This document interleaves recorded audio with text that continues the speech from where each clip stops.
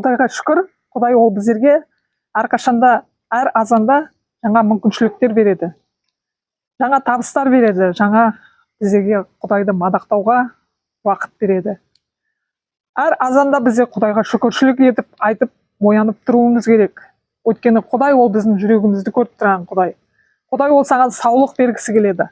Құдай ол саған эмоционалдық, физикалық және рухани саулық бергісі келеді. Сен Исаны танып білсең, сен өте бақытты адамсың. Өйткені біздің есіміміз көктегі кітапқа жазылды. Бізде Құдайды қабылдаған кезінде Құдай біздерге өзінің рақымын шашып, біздерге өз сөзін ашады. Өз сөзін ашқанда Құдай біздерге былай дейді. Міне Матай жазған ізгі хабар 14-ші тарау 25-ші аяттан былай жазылған. Таңғы сағат 3 шамасында Иса шәкірттеріне көл бетімен жақындап келді. Оның көл үстінде жаяу жүргенін байқап қалып, шәкірттері зәрелері ұшып, мынау елес деп қатты қорқып айқайлап жіберді. Иса оларға дереу тіл қатып, қорықпаңдар, бұл менмін ғой, үрейлерің ұшпасын деп көңілдерін орнықтырды. Петр: мырза, егер бұл өзім болсан, онда мынау су бетімен қасына баруға бұйырыңызшы деп жауап берді.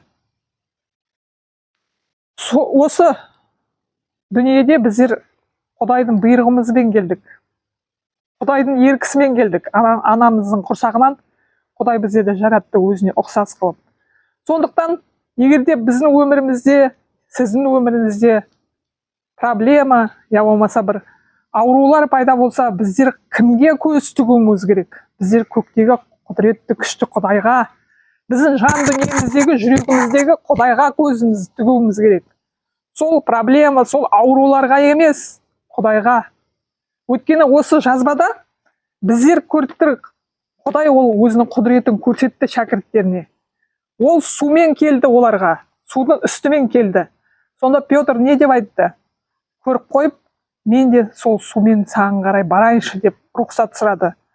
Сол рұқсатты Құдай шындыққа айналдырып, Петрдің сенімімен Петр сол сумен жүре бастады. Жүре бастағанда бір сәтте оған ойына күмәндану келді. Я болмаса ол қорқып қалды. Ол тоқтап қалғанда, Исаға қарай келе жатқанда, ол бата бастады.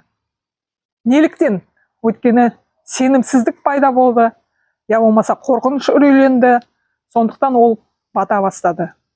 Егерде біздер өзіміздің көзімізді Исаға тіксек, біздер әрқашанда жеңілпаз боламыз. Біздер өзіміздің проблемамызды шеше аламыз. Өйткені Құдай біздерге көмектеседі.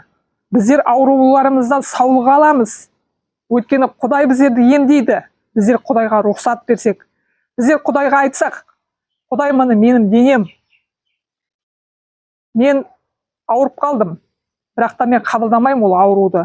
Өйткені сен ұлы дәрігерсің, сен маған шипалы ем беретін Құдайсың, мен соған сенемін деп біздер әрқашанда жариялауымыз керек, бауырластар.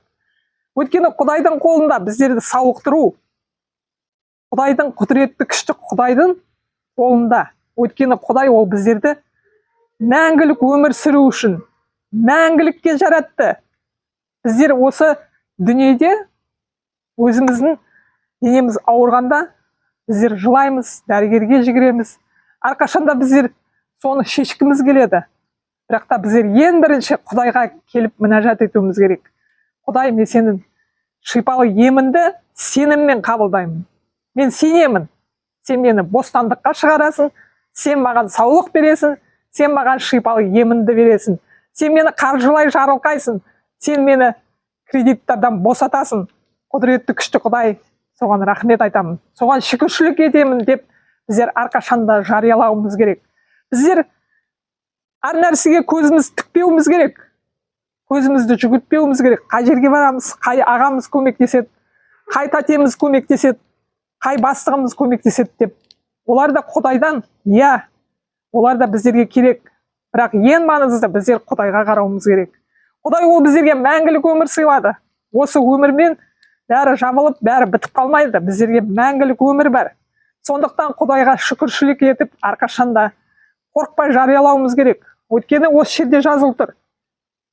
Олар Исаны көргенде сумен келе жатқан Тәңір иемізді көргенде олар елес деп ойлады. Бірақ та Құдай оларға, Иса оларға айтады, елес емеспін, мен сіздің иесімін, сіздердің жаратқан Құдайымын деп ол айтады. Сондықтан қорықпаңдар дейді. Сондықтан біздер қорықпауымыз керек. Біздер уайымдап, уайымшылдыққа салынып, сары уайымға салынсақ, біздер ешнәрсе бітіре алмаймыз. Біздерге сеніммен әрекет жасауымыз керек. Сеніммен жариялап, осы киелі кітаптағы сөздерге тұруымыз керек.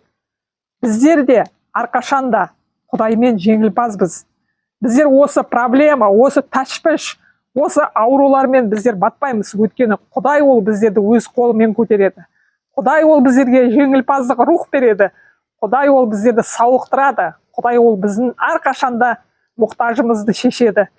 Жаратқан ие сені жарылқап, ақ батасын берсін. Сенің еңсеңді көтерсін. Әрқашанда жеңілпаз бол. Әрқашанда Құдаймен мақтан. Құдайға айт. Әрқашанда Құдай сен менің жүрегімдесің. Әрқашанда мен саған қарай.